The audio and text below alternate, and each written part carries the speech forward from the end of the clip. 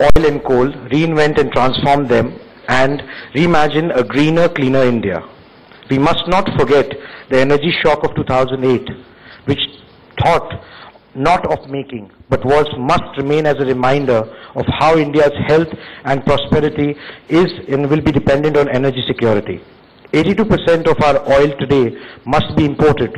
Although our oil firms have been pioneers in minimizing refining costs and then blending of fuels to stretch every barrel, we must, as the world must, be able to vision a world beyond traditional drilling sources and petrochemicals.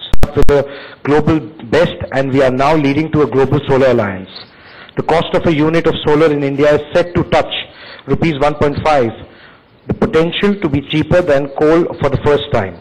This is important as the World Bank estimates the cost of environmental degradation to our GDP is $80 billion a year. For the first time in the history of our great nation, we now produce surplus power and are totally capable of powering every home, from India's cities to the remotest of our villages. An endeavor the government of the day has vowed to see to the finish line. These are remarkable things for us as a country, and we must be proud of them. But they must be bulwark from which we forge ahead. Energy is all around us. The latest in wind technology has gone beyond the traditional windmill to typhoon turbines. Material science will soon deliver to us piezoelectronic charges that generate energy from the friction of just walking on a carpet. It is our hope that through the course of the day, with the women and men who are leading the biggest energy players, firms and companies all in attendance, we push the envelope further on what can be achieved and what must be done. That to the people of India who will be watching across the ITV network today. We can take a reinvigorated dialogue that unleashes the potential, sparks ideas, and makes what we are discussing matter in every home and hearth where the end goal lies. We are privileged to have with us right now one of the most energetic ministers in the union government, the man with one of the best record of delivery in a ministry that is crucial for everything to tie together.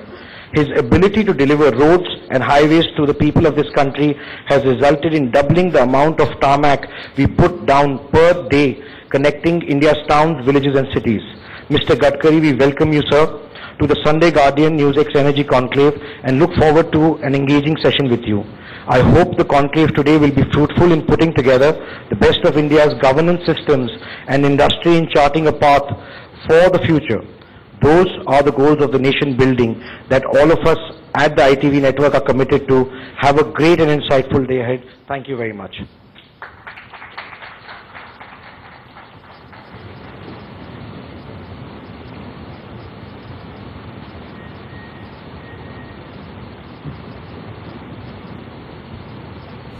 Mr. Gadkari, so thanks very much for NewsX. Talk about energy. The basic thing that people always take home is bijli and tel, power and oil. And this has been a bone of great discussion and discourse at this point of time, sir. Is there a conversation still to be had on the cost of petrol? Is it better for us to keep it at high levels, at market levels, or should we have cheaper fuel in this country? First of all, the prices of crude oil is a big challenge to our economy. As dollar rupees fluctuation today, the rupees cost is increased only because of import of crude oil. Presently, our country needs cost-effective, import substitute, pollution-free and indigenous alternative for that. And that is very important for the country. And the second thing which I am talking from last 15 years, that is diversification of agriculture towards energy and power sector.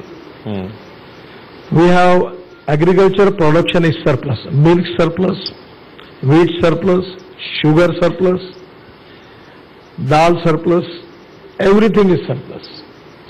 So now it is the time for the country to use agriculture for generating energy and power. And technology point of view, this is possible. So the most important thing which I feel that it it is to be import substitute. We must give priority for biofuels, electricity, ethanol, methanol, bio-CNG. Even I am working on Ganga.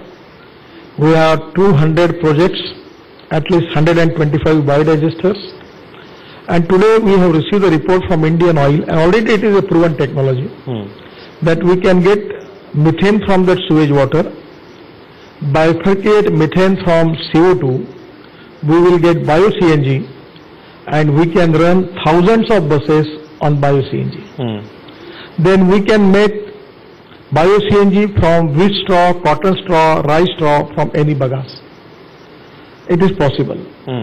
The third thing is, now the petroleum minister has cleared the policy. 2-3 days he is supposed to be declared that first generation ethanol, that is ethanol from molasses, and government has taken a decision in the cabinet. Now it is important for the sugar factory to make B molasses. B molasses means heavy molasses. That is to be conversion of 1 ton of sugar cane. They are probably getting 4% of molasses. Yes. But because of B heavy molasses, they will get 6% of molasses, and conversion of molasses into bioethanol. Yes. That is the first thing. The second important thing, government has taken a decision, that is second generation ethanol. That is ethanol from cotton straw, wheat straw, rice straw, bagasse, bamboo. We can use Westland for bamboo, and Bhima bamboo is from Karnataka. Its growth rate is very good. So we can take bamboo, and bamboo we can make ethanol. Now Petroleum Ministry is going to establish 2 factories in Northeast where the bamboo is available, and bamboo is grass. This is second generation ethanol. The third generation ethanol is from, you can make ethanol from now, corn and rice cut. In Punjab and Haryana we are facing the problem because of wheat and rice prices are very low. Yes. So we have to diversify towards corn, by which we can make ethanol from corn. That is the first thing. I mean, it's completely then you started, because I have to give the idea about Government of India's policy. The third thing is, we are coal surplus and power surplus. So now from coal, we can make methanol. You call Mr. Dr. Saraswat, the member of Niti Aayog. We are already working on it. So now we are going to use methanol as a fuel in shipping. In Varanasi to Haldia, the inland waterways in Ganga, we are making methanol bunkers. The methanol rate is 17 rupees per liter, and the diesel rate is 60 rupees per liter. The Assam Petroleum Company is a government company, state government. News x और Sunday guardian अखबार का energy पर conclave हो रहा है। Energy conclave जिसमें केंद्रीय मंत्री नितिन गडकरी बोल रहे हैं और साफ तौर पर बता रहे हैं कि कृषि उत्पादन में खासी बढ़ोतरी हुई है। फिलहाल समय चला एक ब्रेक का, जल्द हाजिर होते हैं।